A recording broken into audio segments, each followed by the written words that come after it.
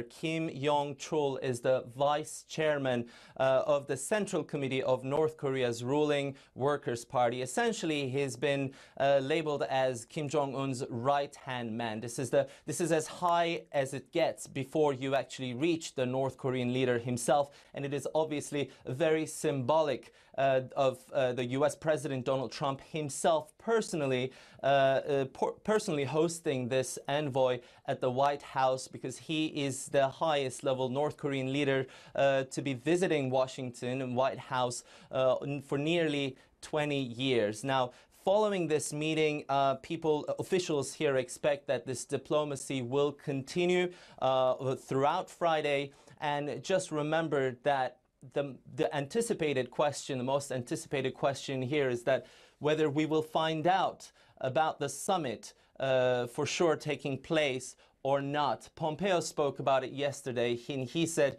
he has no way of knowing whether Friday we will know by the end of today whether the summit is taking place. And of course, all of the leaders are very hesitant about making any remark that could come as too optimistic, because only a few weeks ago this summit was agreed on, everything seemed like was going on track, and suddenly it was cancelled by the North Korean side. And now I think everybody's practicing a little bit of a caution to make sure that they're not making big promises, rather. And we know that the preparations are underway in Singapore. There are officials in the Korean Peninsula as well. They were meeting in the demilitarized zone yesterday, the U.S.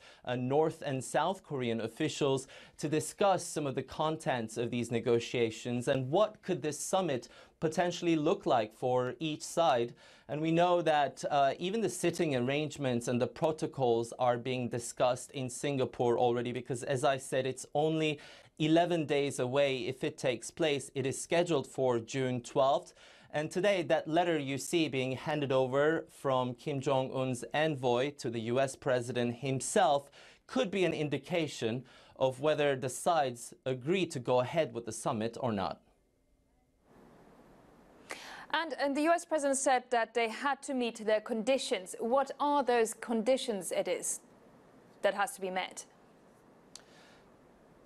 Well, we know the U.S. position exactly. It's now become an acronym, essentially. They're talking about the CVID. Whoever you speak to from the State Department or the White House, this is the term, this is the position they're committed to, which is the complete, verifiable and irreversible denuclearization of North Korea.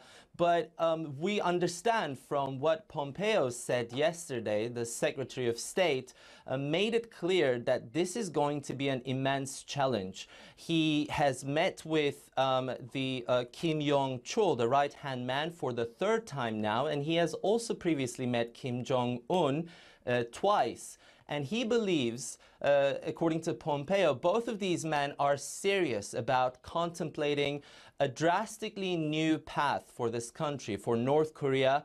But it's a challenge, they say.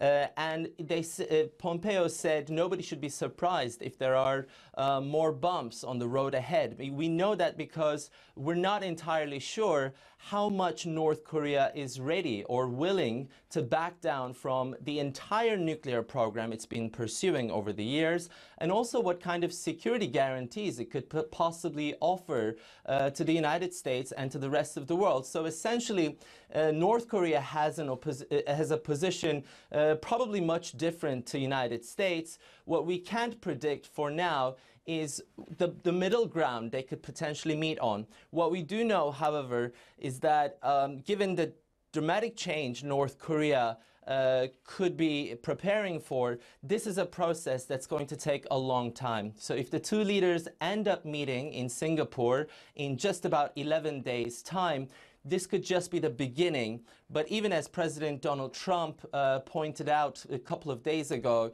this could take several more meetings before this diplomacy bears any fruit.